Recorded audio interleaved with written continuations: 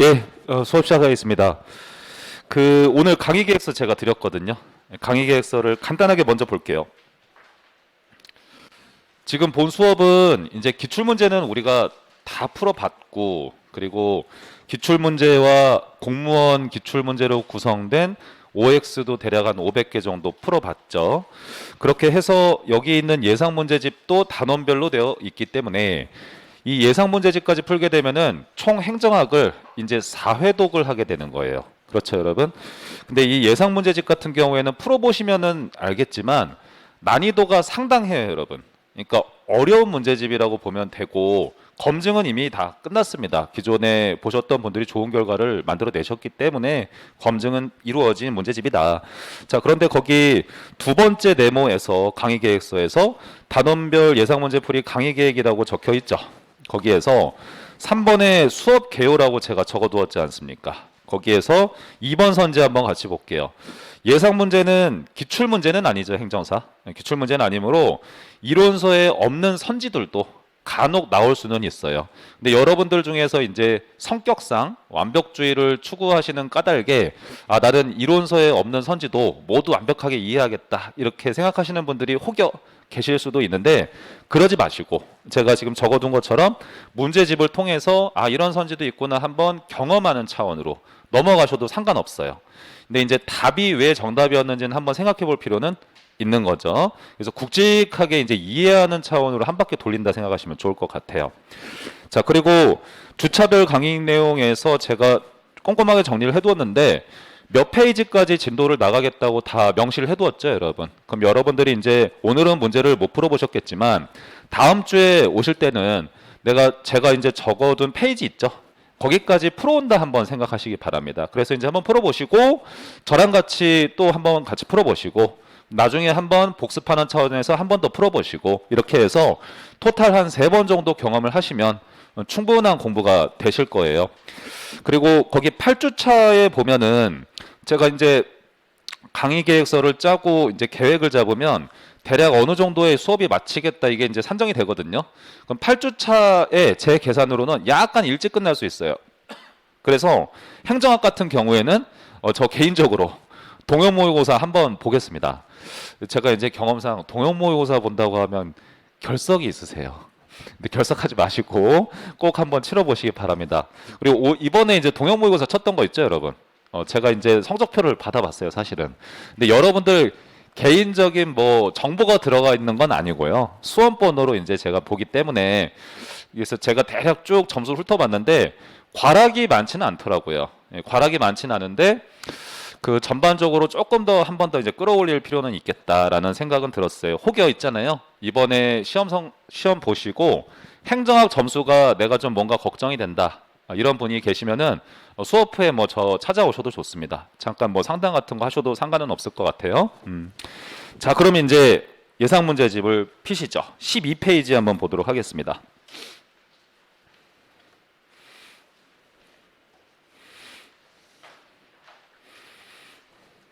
네, 여러분 성적표 봤을 때 저는 이렇게 돼 있거든요. 성적표가 이게 민법이 있고 행법이 있고 행학이 있잖아요. 그럼 저는 여기가 눈에 들어오던데요. 여기 이쪽 열이 예, 이쪽 열 점수가 이렇게 유난히 저는 이걸 보려고 하는데 이쪽 점수가 계속 눈에 들어오는 거예요. 성적표를 보는데. 그래서 이게 몇 점까지 나올 수 있을까 이러면서 계속 한번 봤는데 확실히 어렵죠, 여러분. 행법이. 행법이 진짜 어려워요. 왜냐하면 너무 당연한 거예요, 사실은. 대학교 3학년 과목을 헌법, 민법, 형법 이런 거에 대한 베이스가 없이 바로 다이렉트로 공부를 하시기 때문에 당연히 나타나는 어떤 현상이라고 보셔도 괜찮은데, 제가 그래서 예전에 그런 말씀 한번 드렸던 것 같아요. 이제 민법, 행법, 이제 행정학이 있다고 한다면 행법에 시간 투자 많이 하셔야 된다. 그런 말씀 처음에 드렸었죠. 행학은 여러분들 시험장에 가시면 이거 뭐지 하는 듯 해도 막상 점수 나오면 나쁘지 않게 나와요. 민법은 제 생각에는 웬만하면 잘 보실 것 같아요. 그래서 민법 다음에 행학 점수 나오고 그 다음에 행법 이렇게 되는 케이스거든요. 보통 행법에다가 조금 더 시간을 투자하셔도 괜찮을 것 같아요. 행학은 진짜 점 있고 걱정하지 마시고 이대로 그냥 따라오시면 상관없을 것 같습니다. 자, 1번 문제 한번 바로 볼게요, 여러분. 다음 중 행정에 대한 개념으로 올바르지 않은 것은 1번 선지에서 이제 넓은 의미의 행정이라고 되어 있지 않습니까? 그러면 행정의 개념을 우리가 정리를 했었는데 전체적으로 보면은 광의로서 행정이라고 지금 표현을 하는 거죠, 선지는. 넓은 의미로서 행정이라 함은 그냥 공부하실 때 협동 현상만 있으면 다 행정이라고 보는 관점이다. 그게 포인트거든요. 그래서 선지 한번 리딩 해보면 협동적인 인간 노력의 형태다. 그렇죠? 그래서 정부 조직을 포함하는 대규모 조직에서 보편적으로 나타난다. 또 한편으로 생각을 해보면 정부 조직이 아닌 곳에서도 나타날 수 있는 거예요. 그래서 여러분들이 이거 보실 때 협동이란 표현 들어간다. 그것만 잘 보셨으면 됩니다. 자, 2번 선지에서 제 눈에 들어오는 거는 최근 행정이라는 표현이에요. 최근 행정.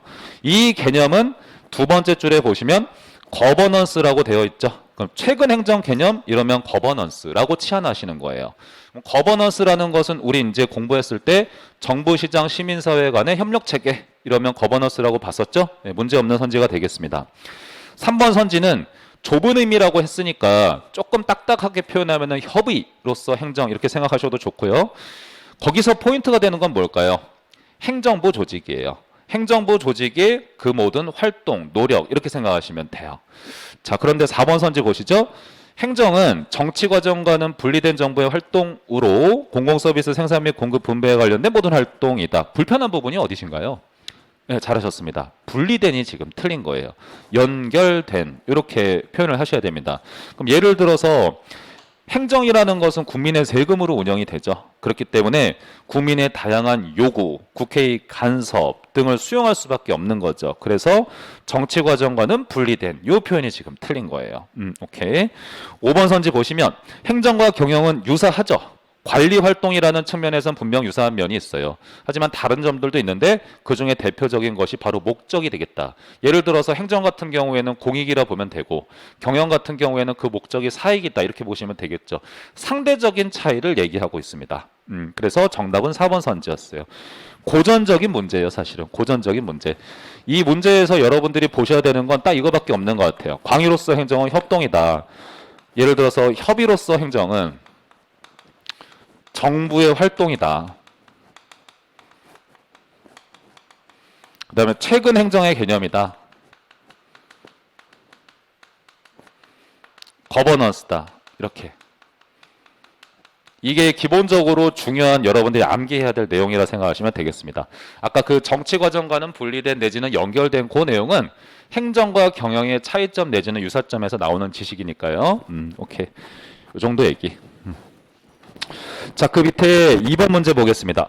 행정학의 발달 과정에 대한 설명으로 올바르지 않은 것은 이랬어요. 자, 그러면 제 눈에 들어오는 거는 신행정학이라는 표현이에요. 신행정학은 행정학의 실천적인 성격과 적실성을 회복하기 위해서 정책지향적인 행정학을 강조했다. 실천적인 성격, 적실성, 정책 이게 다 같은 표현들이라고 생각하시면 좋아요. 사실은. 왜냐하면 신행정학이라고 하면은 중요한 표현이 이거죠. 과학성입니까? 아니면은 기술성입니까? 신행정학 하면은. 그렇죠. 잘하셨어요. 기술성이죠. 자, 그러면 기술성의 개념은 어떤 문제를 해결하는 특성이에요. 그래서 시험에서 이 기술성과 유사한 표현으로 다양한 것들이 쓰이는데 적실성이라는 표현 많이 나와요. 사회 문제를 해결하기 위해서 적실한 연구를 해야 된다는 의미가 녹아 있는 것이고요. 이런 표현 나올 수도 있어요. 문제를 해결한다, 처방한다, 처방성 이런 표현이 나올 수가 있는 거죠. 그리고 또 한편으로는 사회 문제를 해결하려고 하면은 정책을 만들어야 되는 거잖아요. 그러니까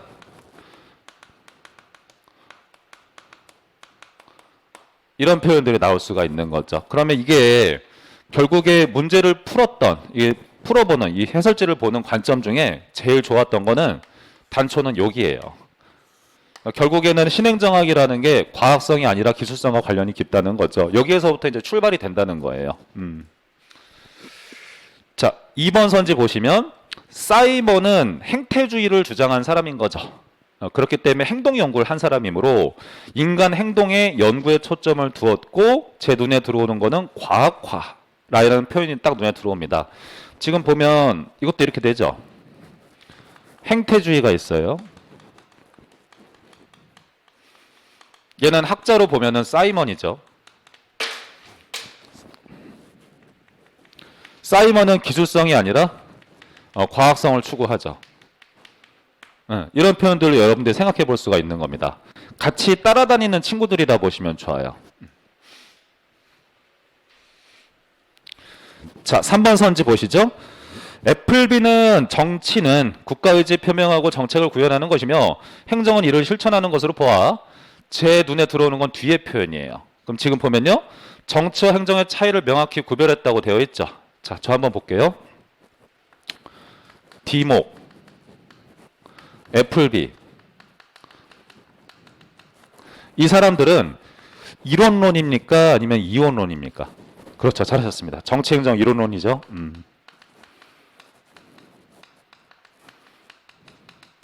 근데 선지의 내용은 일원론이 아니라 이원론에 대한 내용이죠. 그래서 바로 정답이에요. 어떤 포인트로 푸시는지 아시겠죠, 여러분? 풀었는지? 좋아요. 참고로 말씀을 드릴게요. 이런 주장을 했던 사람, 3번 선지의 내용, 이 워딩을 그대로 말한 사람은 누구냐면 군노라는 사람이에요. 그래서 군노가 이런 말을 했다라는 거 정도는 참고로 들어두시기 바랍니다. 3번 선지 내용은 군노예요, 군노. 군노가 1900년도에 정치와 행정이라는 책에서 한 말을 그냥 갖다 둔 거예요. 그럼 이 정치와 행정이라는 책에서 군노가 한 요점은 뭐냐면 우드로 윌슨과 내용은 똑같습니다. 정치, 행정, 이원론을 주장하였다.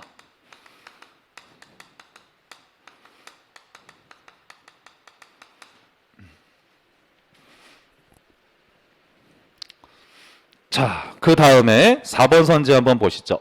미국의 행정학은 테일러의 과학적 관리법에 근거를 둔 조직 이론으로부터 영향을 받았다. 처음에 미국 행정학이 만들어졌을 때 나왔던 행정 이론이 관리주의죠, 여러분. 그 관리주의를 주장한 학자 중에 한 사람이 프레데릭 테일러인 거잖아요. 그러니까 이런 선지가 나올 수가 있는 거예요. 지금 이 선지는 이걸 얘기하는 거죠. 관리주의가 있다. 능률적인 관리가 곧 행정이라고 보는 그 모든 학자들을 다 모아둔 게 관리주의죠.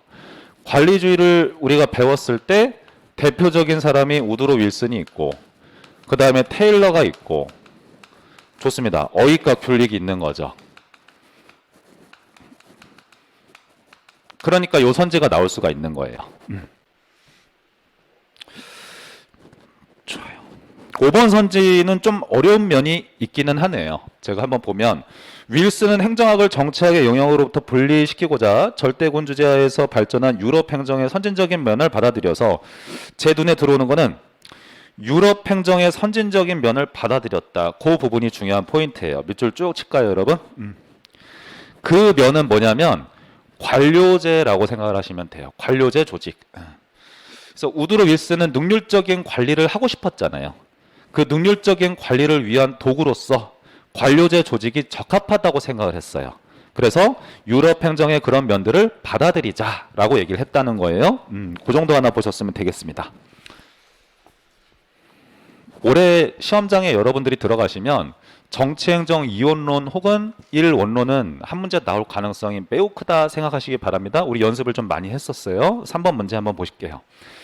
윌슨의 행정의 연구에 대한 설명으로 올바르지 않은 것. 그 윌슨 행정 연구 하면은 그냥 정치행정 이원론 떠올리시면 되는 거예요. 그렇죠. 정치행정 이원론.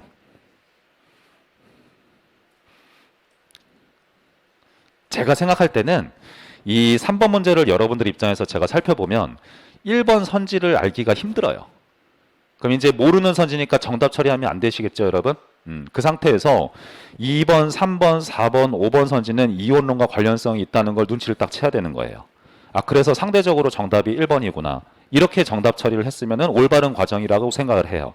자, 그런데 2번, 3번, 4번 같은 경우에는 다 정치행정 이혼론과 관련성이 높은 거는 확실히 아실 테고 5번 선지에서 역관주의의 폐해를 비판하면서 정치행정 이혼론이 등장했다는 거 제가 말씀드렸었죠. 뭐 그러면 납득이 됐으면 됐고요.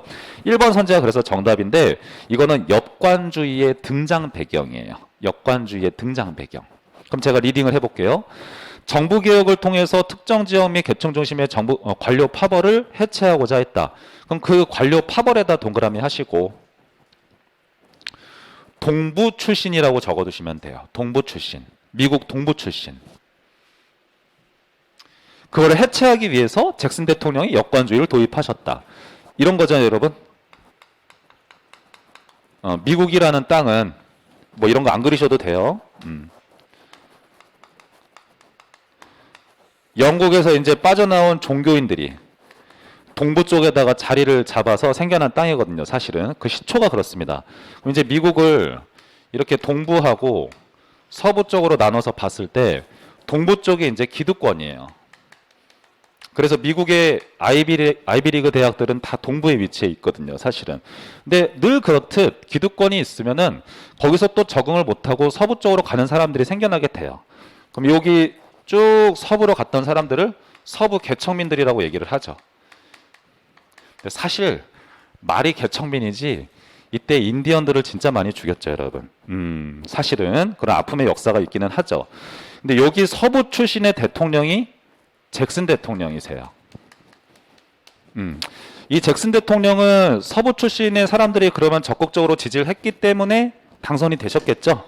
따라서 충성도가 높았던 서부 출신의 사람들을 공무원으로 임용코자 했을 거예요.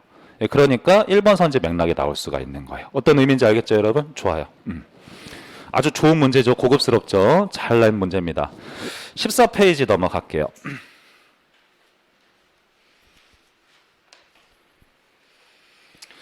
자, 4번 문제 한번 보도록 하겠습니다. 정치와 행정에 대한 다음 설명 중 올바른 것은 모두 몇 개인가? 옳은 거죠. 자, 보면 기획번에서 전통적으로 민주주의 정치 체제에서 정치는 가치 개입적인 행위이며 행정은 가치 중립적인 행위이다. 이거는 일반적인 정치와 행정에 대한 관점을 얘기해요. 자, 그럼 여기서 가치 개입적 행위라는 것은 방향성을 결정한다. 내지는 정책을 결정한다라는 뜻이에요. 그럼 행정은 상대적으로 방향성 결정과는 거리가 멀다는 것을 가치 중립적이라 표현할 수 있는 거예요. 그러니까 기획번은 올바른 선지가 되는 것이죠. 그럼 니은번 선지 보시면 정치행정 1원론에서의 행정의 정치적인 기능이란 정책 형성 기능을 의미한다. 정치적 기능이라는 것은 정책 결정을 하는 거잖아요. 그러니까 문제 없는 선지가 되겠죠. 니은번 선지는 옳다.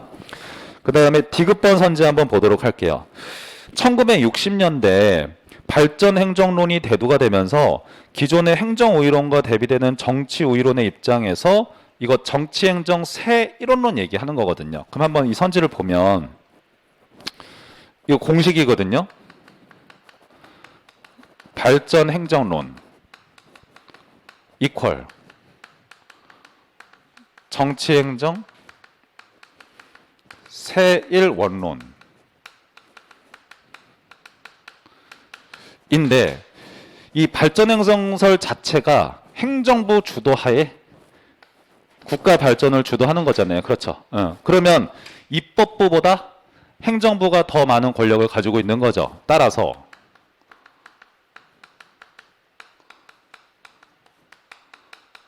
행정 우위론 이렇게 표현을 해야 되는 거예요. 따라서 이제 정치 우위론이라는 표현이 틀린 거죠.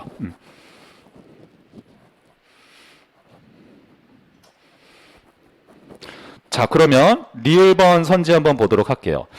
사이먼 등 행태주의 학자들은 행정의 정책 결정 기능을 인정한다는 점에서 아유 짓궂네요. 기존의 이원론과 구분이 된다. 여기서 여러분 포인트는 뭐냐면 인정이에요. 인정한다는 면에서 구분된다. 올바른 선지가 되겠습니다. 자, 이거 말장난 어떻게 하는지 제가 잡아드릴게요. 저기다 적을게요.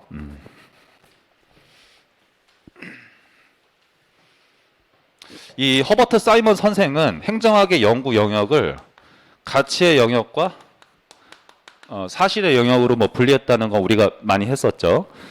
근데 강조한 거 어떤 쪽을 강조했습니까? 사실에 대한 연구를 해야 된다고 했었죠. 왜냐하면 과학성을 강조하는 사람이니까 검증 가능한 연구를 해야 된다. 따라서 이쪽 연구합시다 이렇게 강조를 했었어요. 여러분. 여기까지 문제 없죠?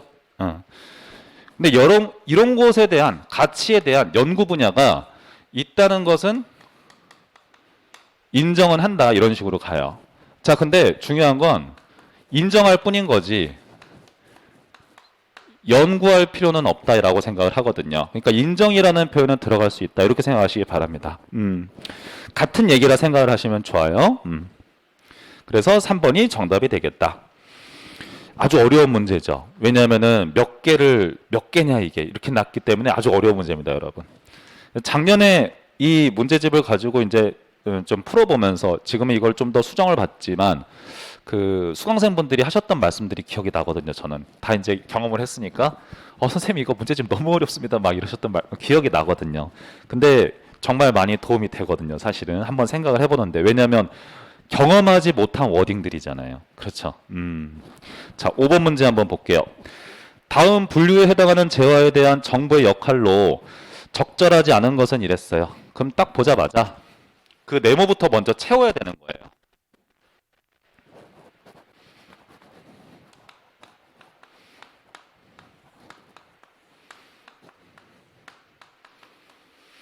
지금 기읍번을 보니까 이건 뭐죠, 여러분? 민간재죠?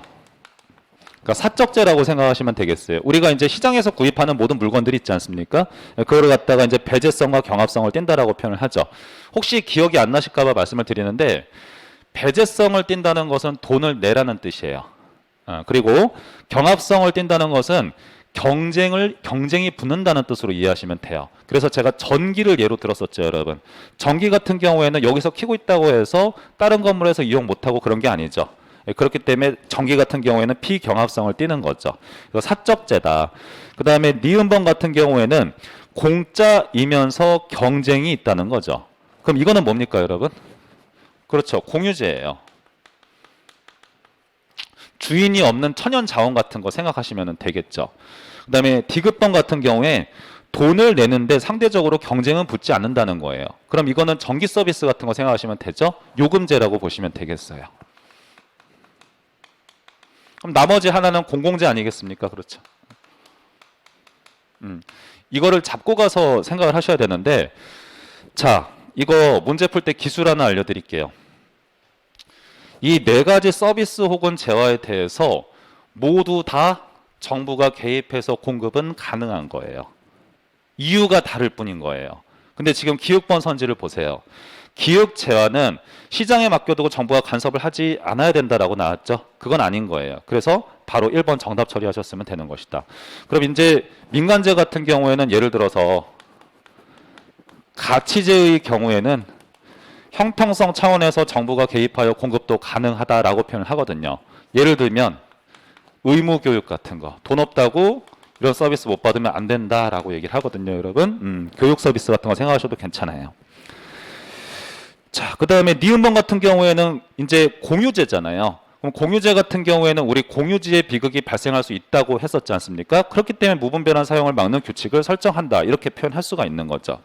디귿번에 재화의 상당 부분을 정부가 공급하는 이유는 예를 들어 전기 서비스 생각하시기 바랍니다. 자연 독점에 의한 시장 실패에 대응해야 되기 때문이다 라고 되어 있죠. 이거 이렇게 생각하세요. 만약에 전기 서비스를 정부가 아니라 어떤 하나의 민간 기업이 공급을 한다면 시장에서 독점자의 위치에 이를 가능성이 크다고 보는 거예요, 여러분. 그렇기 때문에 정부가 아예 독점해서 공급을 하는 게 훨씬 더 나을 거다라고 생각을 하는 거죠. 오케이. 그 다음에 리을번 선지. 재화는 무임승차, 리을 재화는 무임승차를 문제를 야기하기 때문에 원칙적으로 정부가 직접 공급해야 된다. 예를 들면은 국방이라든가 치안 서비스 같은 거 생각을 하시면 되는 거죠. 그 기육번 한번 보세요. 재화 중에서 예외적으로 정부가 소비에 개입하는 재화를 가치재라고 한다. 문제 없는 거죠. 좋아요. 그래서 지금 공유재 같은 경우에는 예를 들어서 공유지의 비극 때문에 정부가 간섭할 수 있다는 뜻이고, 요금제 같은 경우에는 자연 독점 현상 때문에 그렇다는 것이고, 공공재 같은 경우에는 무임승차 문제가 발생할 수 있다는 거죠. 결국에는 다 정부가 간섭은 가능하다. 이렇게 가시는 거예요. 제가 천천히 나가 보겠습니다. 요거 한 바퀴 또 돌리고 하면은 또 어느 정도 한 10점 정도는 또 올라가지 않을까요, 여러분? 좋아요. 6번 문제 한번 보도록 할게요. 사바스가 구분한 네 가지 공공서비스 유형과 내용의 연결이 올바르지 않은 것은, 자, 그러면 1번 선지 아까 제가 했던 선지죠. 요금제의 경우에는 자, 자연 독점이 핵심이에요. 그렇기 때문에 정부 개입이 필요할 수 있다.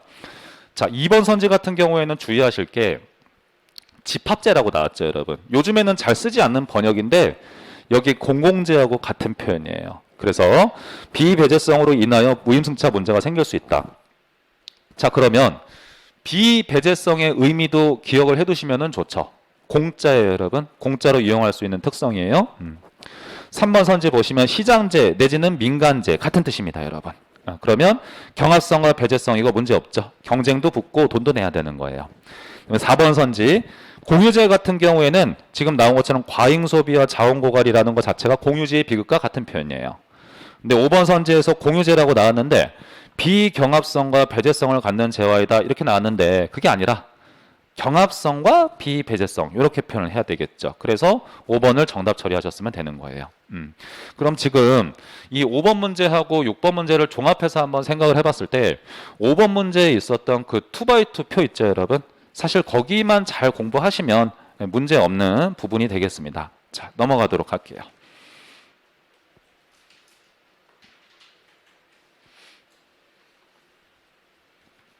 7번 문제. 다음 제시문의 시장 실패에 대한 설명으로 올바르지 않은 것. 이 부분에 대해서 여러분들이 궁금할 수 있는 게 시장 실패라는 표현이 나오잖아요. 그럼 시장 실패라고 하면 우리는 떠오르는 게 기본적으로는 시험 공부는 외롭고 독하게가 떠오르실 거예요, 사실은. 근데 시장 실패라는 건 행정학 시험에서 다양한 의미로 쓰이기는 해요.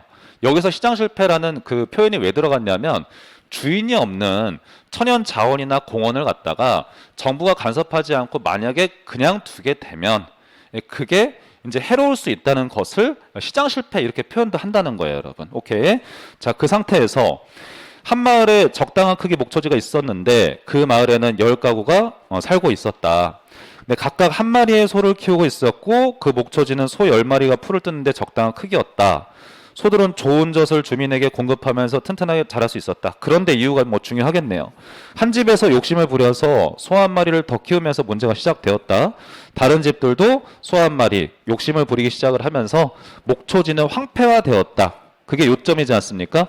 그러면 7번 문제는 결국 공유지의 비극에 대한 설명이구나라는 걸 눈치채야 되는 거죠. 뭐 거기까지는 좋았어요. 근데 이거 오답률이 은근히 높은 문제거든요, 사실은. 네, 1번 선지 한번 보세요. 위에서 나타나는 문제의 주된 요인은 무임승차자의 문제다 이렇게 되어 있죠. 그게 아니라 과잉 소비라고 표현을 해야 되는 거예요. 그래서 1번 선지가 틀린 선지가 되겠다. 그러니까 무임승차자라는 것은 어떤 서비스를 공짜로 이용해서 나타나는 현상이지 않습니까? 근데 아까 우리가 봤던 것처럼 공유제라는 재화 같은 경우에는 거기에 더불어서 이제 경합성도 더해지는 거잖아요. 그러므로 과잉 소비 현상이 나타나는 게 문제가 된다 이렇게 가셔야 되는 거죠. 그럼 2번 선지에서 공유제에 대한 얘기니까 2번 선지는 뭐 배제 불가능성 그리고 경합성 이거는 문제 없는 거죠. 그러니까 배제 불가능성이 비배제성과 같은 표현이니까. 3번 선지 공유지의 비극에 대한 설명이다. 뭐 문제 없죠. 4번 선지 되게 고급스러워요. 이런 문제를 해결하기 위한 방법의 하나는 재화의 재산권을 명확히 하는 것이다. 재산권을 명확히 한다가 핵심이죠, 여러분. 그러니까 이게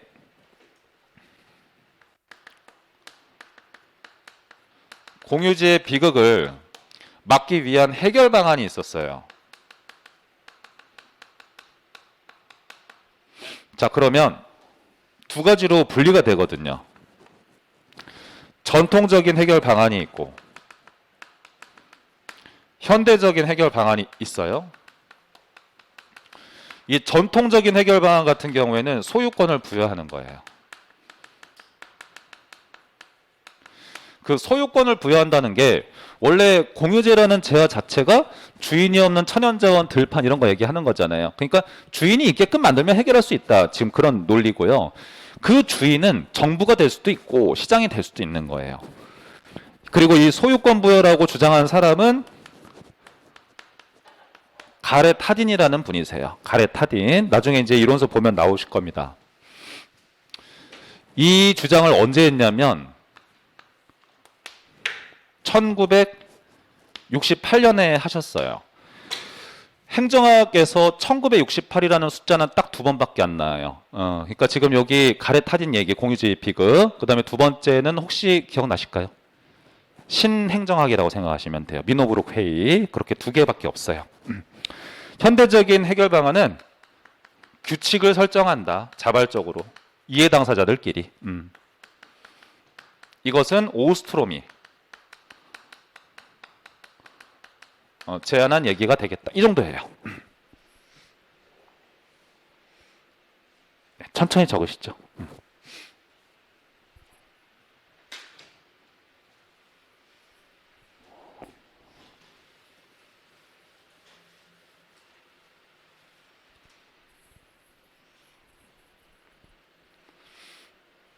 그러니까 행정법이 참 그래요. 분량도 많은데 내용도 어렵고. 그렇죠, 여러분? 나머지 기간에 우선순위에 딱 두시면 좋을 것 같아요. 자, 그러면 거기에 5번 선지도 한번 볼까요? 비용이 분산되고 편익이 집중되는 재화에서 발생하는 문제이다. 이거 말장난을 좀 했어요. 지금 여기 제시문에서 봤을 때 누군가가 욕심을 부려가지고 더 많은 어떤 공간을 차지했지 않습니까? 그래서 편익이 집중된다. 이렇게 생각을 하시고요. 그로 인한 손해는 그 주변 사람들이 다 널리 누리게 된다. 누리게 된다기보다 보게 된다. 이렇게 생각하시면 되겠죠. 자, 8번 문제로 넘어갈게요. 다음은 공유제와 관련한 설명이다. 옳은 것으로만 묶은 것은 자, 전기 수도 나왔죠. 그러면 요금제가 되는 거예요. 그래서 공유제라고 했으니 틀린 선지가 되겠네요. 기획번 같은 경우. 니은번 선지 보면은 민간 부문이 공유제의 공급 주체가 될 수 있다. 저 한번 볼게요. 소유권을 부여하는 거죠. 해결 방안이 정부가 가질 수도 있어요. 예를 들면 국립공원 같은 거 생각하시면 되는 거예요. 근데 그게 아니라 민간이 갖게끔 만들 수도 있는 거예요. 룰을 정해가지고 나름.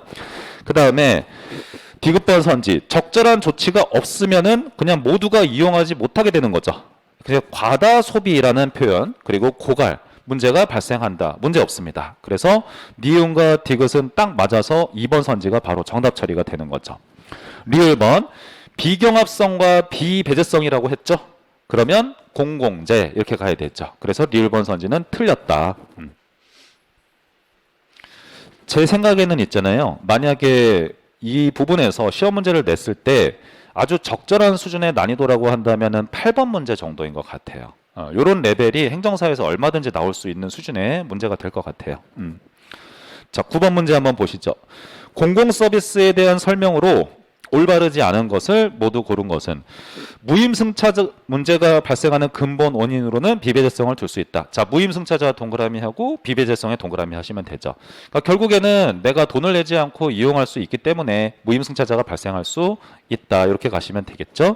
그래서 이거는 올바른 선지가 되겠고, 니은번에 정부가 서비스의 생산 부분까지 반드시 책임져야 될 필요성은 약해지고 있다고 되어 있는데 이거는 현대사회 얘기를 하는 거예요. 그러니까 뭐냐면 민간 위탁 같은 거 활용을 많이 하지 않습니까?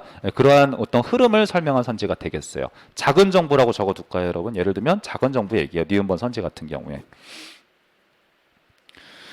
자, 디귿번에 주인이 없는 천연자원이라는 표현이 딱 나왔어요. 아주 명료한데요. 이거는 공공재가 아니라 공유제 이렇게 고치셔야 되죠. 그래서 디귿은 명확하게 틀렸다.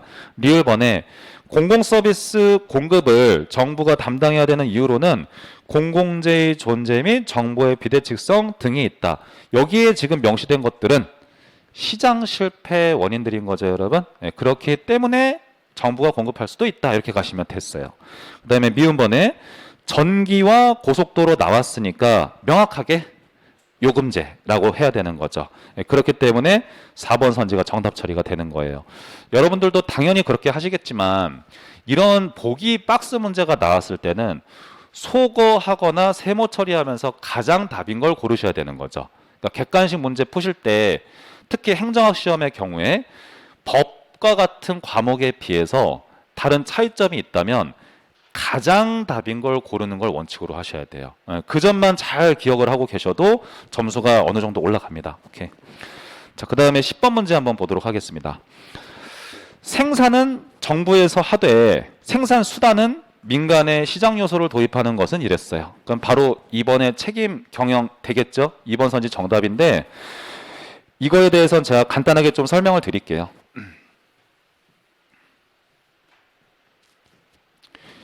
서비스를 공급하는 주체.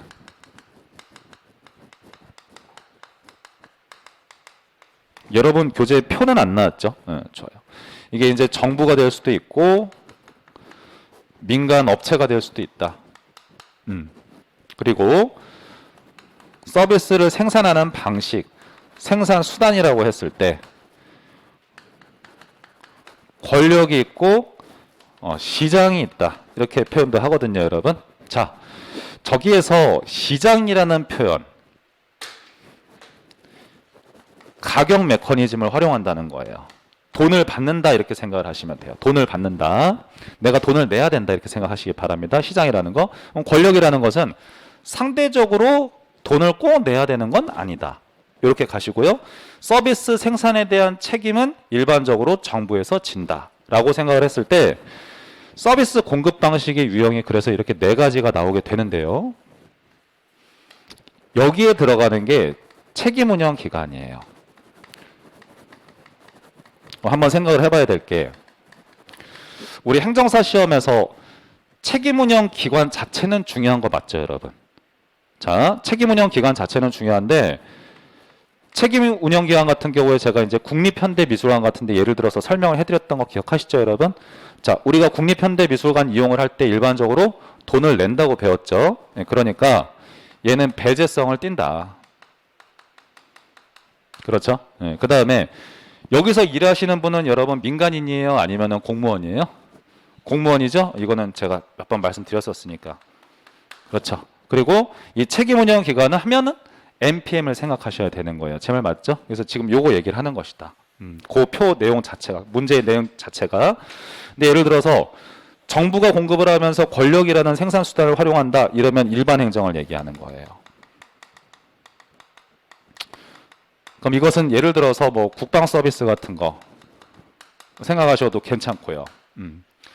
서비스를 공급하는 건 민간인데 권력 생산 수단을 활용한다. 이러면 민간 위탁 방식이라고 얘기를 해요.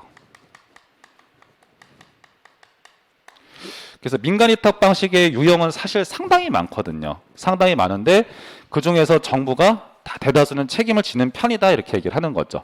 대신해서 얘네가 공급을 할 뿐인 것이다. 그럼 예를 들면은 운전면허증 발급 있죠, 여러분. 운전면허증 발급에 대해서 최종 책임을 지는 조직은 어디라고 나와 있어요? 운전면허증에 보면 경찰청이죠, 여러분. 경찰청. 그런 경우 생각하셔도 괜찮아요. 그런데 이제 우리가 운전면허 시험을 보는 곳은 민간 위탁을 한 운전면허 시험장에서 하는 거잖아요. 그런 케이스고 원래는 정부가 운영을 하다가 바깥에다가 이제 팔아버린 거죠, 회사를. 그럼 이제 민영화라고 얘기를 하는 거예요. 그럼 예를 들면 민영화 같은 케이스는 뭐가 있냐면 이명박 정권 때 민영화 시켰던 굵직한 게 이런 거. KT 같은 거 있어요, 여러분. 이런 것들. 저는 개인적으로 통신사업은 그냥 정부가 독점해서 했으면 좋겠거든요. 근데 이제 민간 기업이랑 뭔가 거래를 한 것 같아요. 그래서 이제 통신 비용이 이제 지나치게 많이 그동안 나갔었죠, 사실은.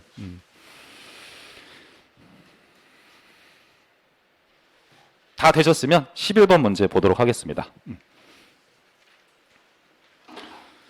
이 11번 문제 타입은 제가 그냥 한 문제 넣어두었다 생각을 하시고 이거는 참고 표시할게요. 11번 문제는.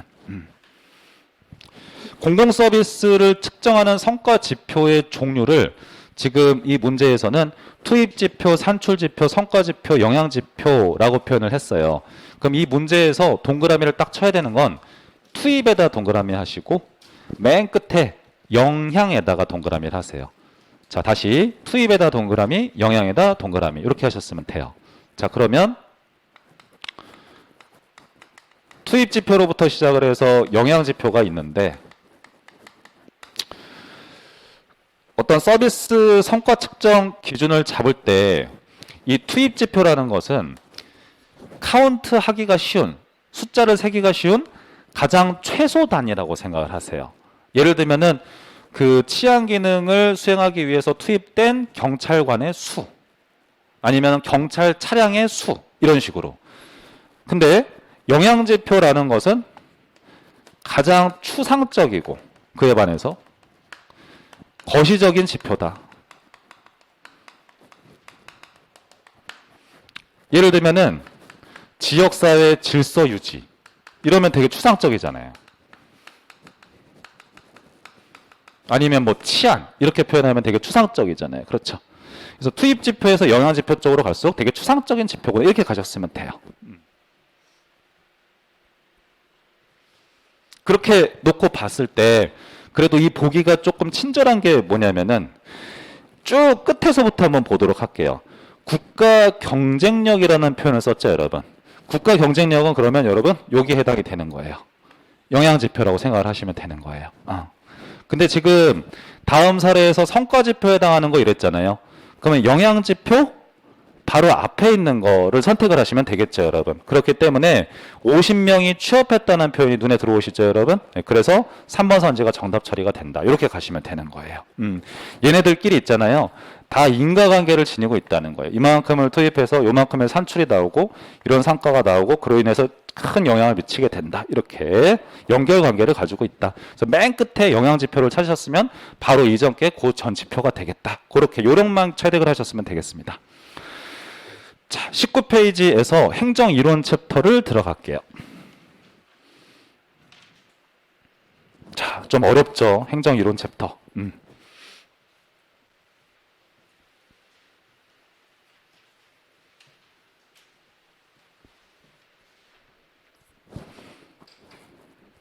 자, 1번 문제 한번 보겠습니다. 그 문제에서 행정관리학파라고 했죠. 그럼 보자마자 관리주의라고 생각을 하시는 거예요. 관리주의다. 그럼 행정관리학파에 대한 설명으로 올바르지 않은 거. 1번 선지에서 균릭, 어익, 명확하죠? 자, 페이얼도 관리학파 중에 한 명으로 보는 견해도 있어요. 그래서 페이얼이 어떤 주장을 했는지는 중요하지 않고요. 페이얼도 관리주의 안에 들어가기도 한다. 이 정도만 참고로 보셨으면 돼요. 경영의 14대 원칙이라는 걸 밝히신 분이에요. 2번 선지에서 비공식 집단의 생성이나 조직 내 갈등 등에 대한 설명을 용이하게 해준다고 되어 있어요. 자, 그러면 비공식 집단 딱 눈에 들어오거든요. 그렇죠? 그럼 이거 보자마자 어떤 거 생각나세요? 잘하셨습니다. 인간관계론 딱 하는 거죠. 그래서 2번 정답 처리하셨으면 돼요. 우리 인간주의에서 이거 기억나세요, 여러분? 인간주의 있어요. 인간주의 하면은 비공식적인 요인에 초점을 두어서 조직 관리를 해야지 조직의 생산성이 높아질 수 있다고 주장한 사람들을 인간관계 학파라고 우리가 배우지 않았습니까? 그래서 저기 비공식적인 요인이라는 게 사람 내지는 사람과 사람 사이에서 나타나는 다양한 현상들, 이런 것들을 통틀어서 비공식적인 요인이라고 하는 거죠. 그럼 반대로 한번 생각을 해보면 지금 이거는 관리주의에 대한 내용이니까 관리주의 같은 경우에는 능률적인 관리를 추구하기 위해서 공식적인 구조가 중요하다 했거든요. 그럼 이 공식적 구조라는 것은 어려운 말이긴 하지만 일상생활에서 표현을 할 때는 조직 시스템 설계하고 관련성이 깊은 거예요. 이거에 따라서 조직의 생산성을 높여야 된다, 이렇게 표현을 했던 거죠. 그래서 결국에는 생각 한번 해보면 생산성을 추구한다는 거는 인간주의든 관리주의든 동일하지만 이 방법에 있어서 차이점이 있는 거잖아요. 그렇죠, 여러분? 이렇게 방법에 있어서 차이점이 있다. 간단하게 이해만 하셨으면 됩니다. 자, 그 다음에 3번 선지 보면은 과학적 관리론 내지는 고전적인 관료제론과 함께 행정학의 출범 초기의 학문적 기초를 쌓는데 크게 기여했다. 가장 처음에 나온 이론이라는 뜻이에요. 근데 이제 과학적 관리론은 문제 없잖아요. 근데 관료제론이 들어온 이유는 뭐냐면 아까 우리가 선지에서 봤듯이 우드로 윌슨이 유럽 행정의 선진적인 면을 받아들였다고 얘기를 했죠. 그게 바로 관료제거든요. 그래서 이런 표현이 나올 수가 있었고, 4번 선지에서 제 눈에 들어오는 거는 기계장치라고 표현을 했어요. 조직의 일종의 기계장치라고 표현을 했다. 그래서 조직은 거대한 그리고 정교한 기계와 같다고 했어요. 그럼 이 안에서 사람은 뭘까요? 거대한 기계를 구성하는 작은 부품이라는 뜻이에요, 여러분. 그러니까 사람에 대한 관심을 게을리한 거죠. 좋아요. 그 다음에 5번 선지, 능률적 관리라는 표현 중요하죠, 여러분. 그리고 일반 원리라는 표현도 눈에 들어옵니다. 그 어휘과 귤릭이라는 사람.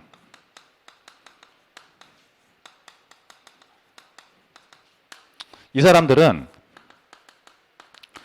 행정에 4대 원리를 제시했었죠. 이런 식으로 이런 원리에 따라서 조직을 관리하면은 능률적인 관리가 가능할 거야. 4대 원리를 주장했었거든요. 이 중에서 뭐 대표적인 거 하나 생각을 해보면은 이런 거 있었잖아요. 중요한 개념 중에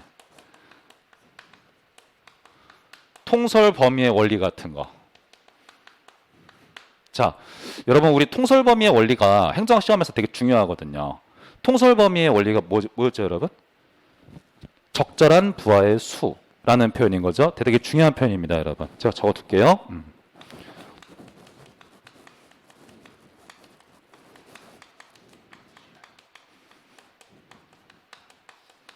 이런 뜻이고 하나만 더 해볼게요, 여러분.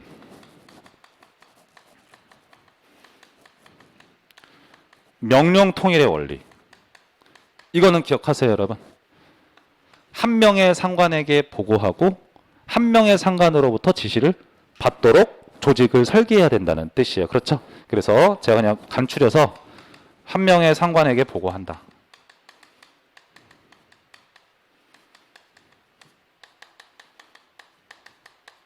이 정도로 적어 보도록 하겠습니다.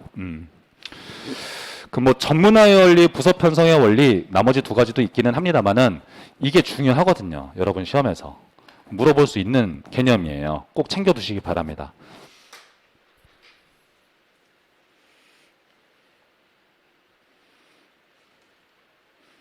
자, 2번 문제 한번 보도록 할게요.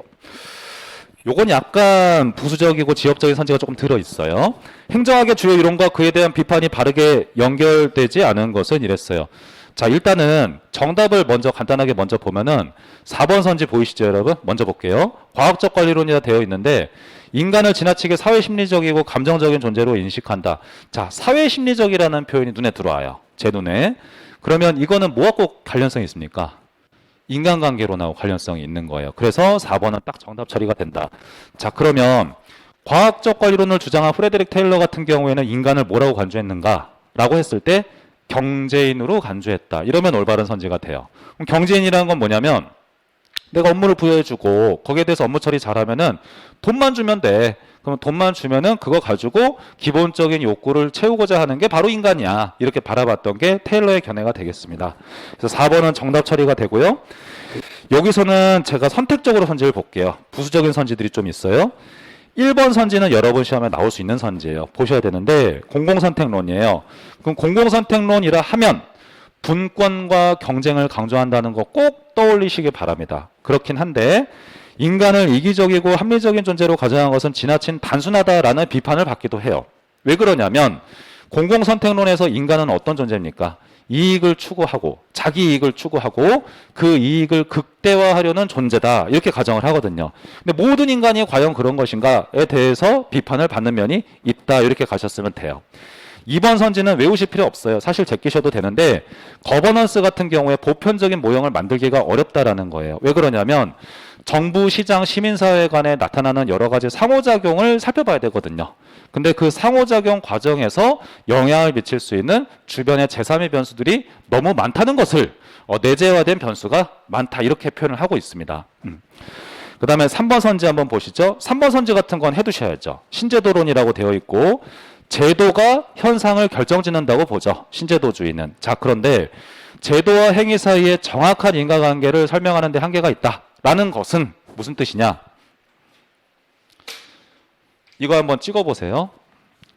신제도주의는 보편적인 이론을 탐구하는 이론이다.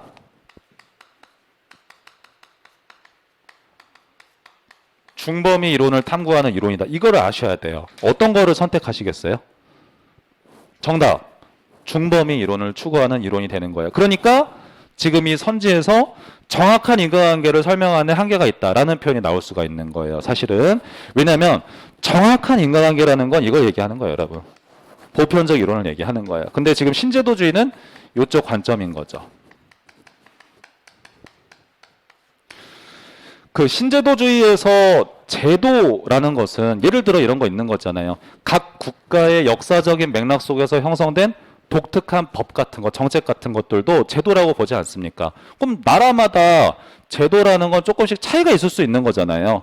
그래서 신제도주의에서 발견해낸 법칙이라는 것은 적용되는 영역이 한계가 있을 수밖에 없다는 뜻입니다, 여러분. 그래서 보편적 이론 탐구한다? 이러면 틀린 선지가 돼요. 그럼 제가 OX 하나만 더 낼게요. 문제. 보편적 이론을 탐구하는 대표적인 행정 이론은 뭘까요? 이거 하시면 돼요. 행태주의 떠올리시면 되는 거예요. 그래서 행태주의 같은 경우에는 우리 사이먼 씨였죠. 인간 행동을 만들어내는 보편적인 원인을 탐구하고자 했던 사람이 아주 완벽주의자라고 생각을 하시면 좋아요. 행태주의를 주장한 사이먼이 되겠다. 그렇기 때문에 이 신제도주의는 행태주의를 비판하면서 나와요. 너무 완벽한 이론을 추구하려다 보니까 각 국가의 특수한 성격을 설명하지 못하는 한계가 있을 수밖에 없다라고 이제 비판하게 되는 거죠. 그래서 이제 터키 같은 경우, 요즘엔 튀르키예라고 하나요? 튀르키예 같은 경우에는 그 국민들한테 그거 지진세를 부과하잖아요. 그렇죠. 지진세. 그 지진세를 부과해서 거둔 돈을 가지고 지진 관리를 위해 쓸 수 있는 거잖아요. 그것은 이제 독특한 법이나 정책이 되는 거잖아요. 그런 거 경우 생각하셔도 괜찮습니다. 자, 5번 선지 한번 볼게요. 행태주의, 이거는 뭐 외우지 않으셔도 좋은데 사회과학과 자연과학을 구분하지 않고 개념의 조작학 기법에 치중한 나머지 경험적인 보수주의에 빠지게 되었다. 자, 이걸 제 워딩으로 바꿔서 표현을 해보면 허버트 사이먼 씨는 자연과학에서 활용하던 연구 방식을 사회과학에 그대로 적용해도 괜찮다고 보셨던 분이에요. 자, 그러면 자연과학에서 활용했었던 연구 방법은 뭐냐면 이거예요. 논리실종주의를 얘기하는 거예요. 검증된 이론으로부터 가설을 도출을 하고 그 가설을 실험을 통해 검증하는 인식론, 이걸 갖다가 자연과학에서 활용했었던 연구 방식이라고 하거든요. 이거를 사회현상에 그대로 적용해서 연구해도 상관없어 라고 지나치게 맹신했다는 거예요. 그러니까 둘째 줄에 보시면 이거를 경험적 보수주의에 빠지게 되었다, 이렇게 표현도 가능한 겁니다, 여러분. 지나치게 맹신했다 이렇게 생각하세요. 그래서 정답은 4번 처리. 지금 보면 2번 문제가 그렇습니다. 정답을 찾는 거는 어렵지 않았을 것 같아요. 그런데 선지들을 하나하나 꼼꼼하게 보자면 되게 어려운 문제에 들어갈 수는 있는 거죠. 넘어가겠습니다.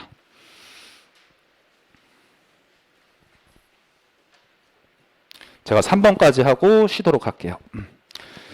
자, 다음 중 인간관계론의 주요 내용이 아닌 것은 이랬어요. 자, 이것도 뭔가 헷갈리는 듯한데 답은 되게 명료하죠, 여러분.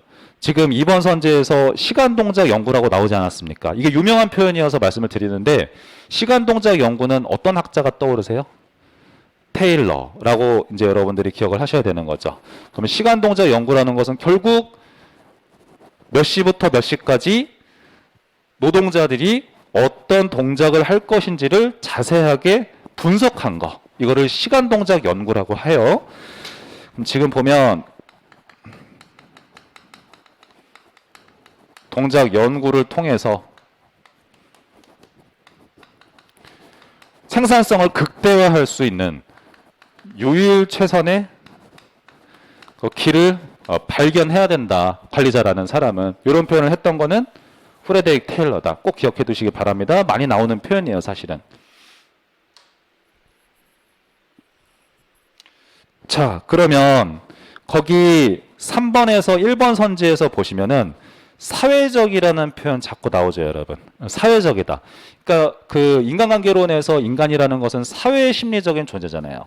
그 사회심리적 존재라는 게 주변부에 영향을 받는다, 이렇게 생각하시면 좋아요. 그 다음에 사회적 규범이라는 표현은 그냥 규범이라는 표현만 신경을 쓰면 되죠. 규범이라는 것은 암묵적으로 정해둔 거잖아요. 규칙은 아닌 것인데 거기에 영향을 받는다. 그리고 아까 사회적 능력이라는 것은 의사소통 능력 같은 거 생각하셔도 괜찮습니다. 3번 선지에 보시면 비경제적 요인의 우월성이라고 되어 있어요. 이거는 상대적으로 관리주의와 비교해서 생각을 하세요. 관리주의 같은 경우에는 돈만 주면 돼 이런 관점이에요. 근데 얘네는 상대적으로 그렇지 않아, 그게 전부가 아니야 이런 관점이니까 3번 선지가 나올 수가 있어요. 4번 선지 비공식 집단이라고 되어 있죠, 여러분. 그럼 다 어때요, 여러분? 비공식이라는 표현 많이 나오죠. 그럼 비공식 집단이라는 것은 우리 여기 클래스 내부에서도 친한 분들이 있을 수 있는 거잖아요. 비공식 집단이라고 생각하시면 좋아요. 회사에서도 예를 들어서 인사부서 사람들 이러면은 공식적 집단이에요. 근데 그 내에서 친한 동아리끼리 모임, 이런 비공식 집단이 될 수 있는 거죠. 5번 선지 사람들 사이에서 나타나는 소통 그리고 리더십, 다 인간관계론과 관련성이 있어요. 리더십은 왜 관련성이 있냐면 똑같은 시스템인 거죠. 예를 들어서 A 조직이 있고 B 조직이 있는데 이 두 개의 조직의 시스템은 완전 똑같아요. 그렇다고 했을 때 누가 이 어떤 조직의 리더가 되는가에 따라서 결과치가 달라질 수도 있다는 거예요.